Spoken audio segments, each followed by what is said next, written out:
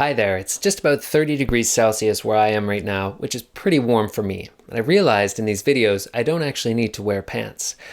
So this week, just shorts.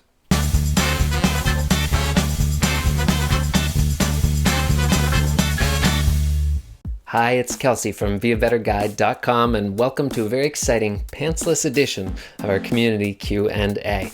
This is a shout out to Lynn Niels from the Chicago area. She leads tours there and reached out last week asking about storytelling and actually sharing some of her tips and how she uses storytelling on her tours. And I thought this was a great chance to weigh in on how important storytelling is to being a great guide. So stories are so important and central to the human experience. Before we had writing, we passed along our most important knowledge through stories. Great speakers, if you think of any great speaker, they use stories to get across their points instead of just bare bones facts or things like this. And many schools, business schools, for example, like the Harvard and Johns Hopkins business schools, will use case studies, essentially storytelling to help make their lessons more sticky. In this way, your business owner, who's your protagonist, goes through a struggle or challenges in the business world, and then there's a resolution and outcome. And the students learn and tease out the morals and lessons from that story.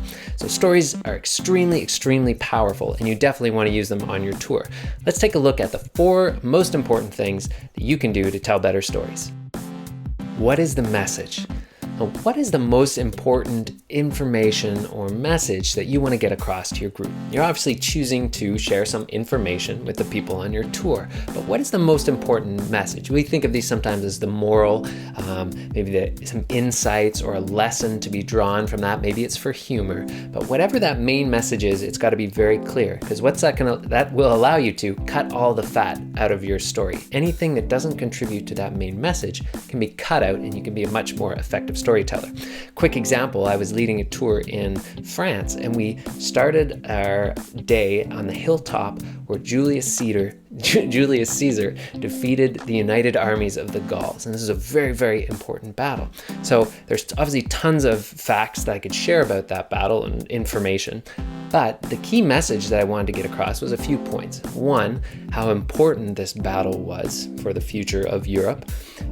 2, how victory for the Romans wasn't certain. That was kind of the tension. We take it for granted now, but victory wasn't certain. And lastly, that the effects of that, the consequences of that battle echoed until this day. So those were the 3 big things that were my message. Who is your audience? Every storytelling exercise should begin with who is in the group that I'm telling the story to. Because if I'm talking about a building, I'm going to tell a very different story to a group of children and people from the general public and maybe a group of architects or something like that. You always want common reference points for your audience. They want to be able to relate to the protagonist in some way or relate to their struggle. So back to my example of the biking, it was a biking trip in France.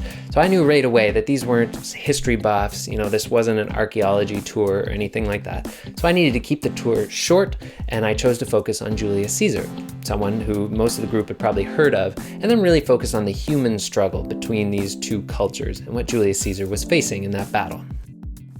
Always show, don't tell. So a great storyteller will use visual language and sensory language to really get people immersed in that setting where your story is taking place.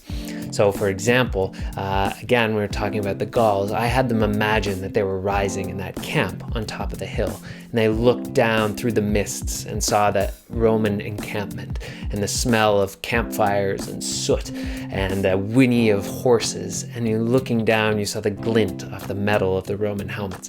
Little details like this, visual language, will set the setting much better than a simple date or a description or saying, oh, it was in this era. So always use visual language as much as possible. And practice. That's one of the most important things, honestly. When you're going through your stories or the facts and information you give on tour, try and tease out some characters, some tension, some plot, and then practice telling those short little stories over and over until they're comfortable. Practice on your friends, video it, whatever you're comfortable with. Because storytelling is such a big subject, I want to pop up a few more do's and don'ts for storytelling. So let's take a look. So don't overwhelm your story with unnecessary details. Don't make it too long. Don't tell a story without tension or problem or a challenge, especially that people can relate to. And don't forget to resolve that tension. What you do want to do use dialogue whenever possible. Have a beginning, middle, and an end. Keep eye contact with your audience. Always describe the setting, at least one sentence, and incorporate pauses to pace your story. So in the comments below, let me know your best storytelling tips. How do you tell great stories on tour? Share this video if you're inspired. Thanks for being here. Whew. It is warm out. I guess I can finally take those shorts off now, huh?